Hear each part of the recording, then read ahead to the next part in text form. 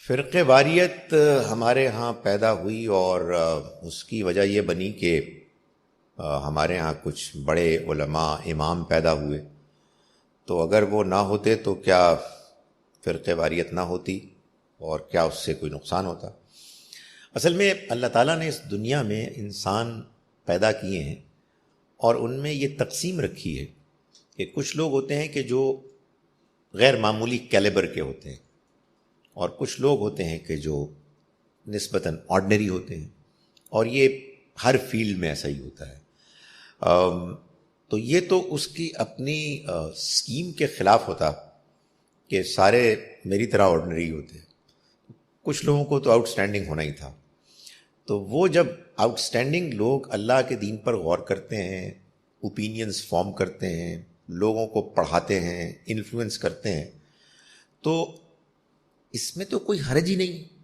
یہ تو اصل میں ایک بہت مطلوب چیز ہے۔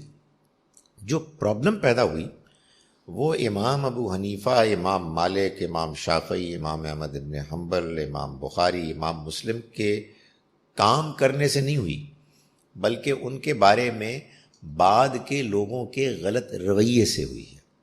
اگر یہ نہ ہوتے، یہ بھی میں آپ کو بتا دوں صرف یہی نہیں ہے، اور بھی بہت سارے تھے، بہت سارے تھے، لیکن لوگوں نے سم ہاؤ ان کو منتخب کر لیا اور ان کے بارے میں پھر مبالغہ آمیز گفتگو کرنی شروع کر دی۔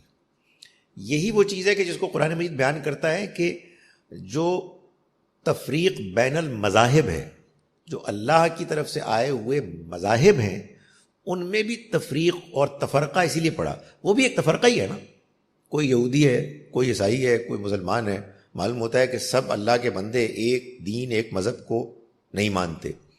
تو وہاں بھی اللہ تعالیٰ نے قرآن مجید میں جو وجہ بیان کی ہے کہ ایسا کیوں ہوا، وہ یہ ہے کہ اللہ نے تلک الرسل فضلنا بعضهم علی بعض، یہ جو رسول تھے ہم نے ان میں سے بعضوں کو بعضوں پر بعض معاملات میں فضیلت دی۔ تو ہوا یہ کہ جنہوں نے پہلے جن رسول کو مانا، انہوں نے یہ سمجھا کہ ان کو اتنی فضیلت ملی ہے کہ یہ تو اللہ سے ہم کلام ہوئے براہ راست، ان سے بہتر کون ہو سکتا ہے، ان کے علاوہ ہم نے کسی کی بات سننی نہیں۔ عیسیٰ علیہ السلام کے ماننے والوں نے کہا کہ کوئی بن باپ کے پیدا ہوا ہے، اتنے غیر معمولی معجزات کہ مردہ کو زندہ کر دیتے ہیں، ان کے مقابلے میں کون ہو سکتا ہے۔ تو وہ اتنے ان سے مروب متاثر ہوئے، اتنا مبالغہ کیا کہ کسی اور کی بات سننے سے وہ محروم ہو گئے۔ یہی چیز ہمارے ہاں امت میں اپنے اپنے علماء کے بارے میں آ گئی۔ کیا تقریر کرتے ہیں بھائی، کیا ان کی میموری ہے، ماشاءاللہ پھول جھڑتے ہیں، بات دل میں ہوتی ہے اور اس کا وہ جواب دے دیتے ہیں۔ یہ تو کسی اور کے اندر نہیں ہے۔ اب اس مبالغہ آمیزی کا نتیجہ یہی نکلے گا کہ کسی دوسرے کی بات کو آپ پرے کہا کہ بھی اہمیت نہیں دیں گے، ایسے ہی ہیں، ان کو تو کچھ بھی نہیں پتا۔ تو اصل میں یہ بیلنس کی خرابی ہے جو انسان کے اندر پیدا ہوتی ہے، جس کے لیے قرآن مجید نے لفظ استعمال کیا ہے غلو، مبالغہ، ایگزیجریشن۔ ایگزیجریشن سے بچ جائیں، ہر ایک کی بات سنیں، بیلنسڈ ہو جائیں، تو انشاءاللہ فرقہ واریت ختم ہو جائے گی۔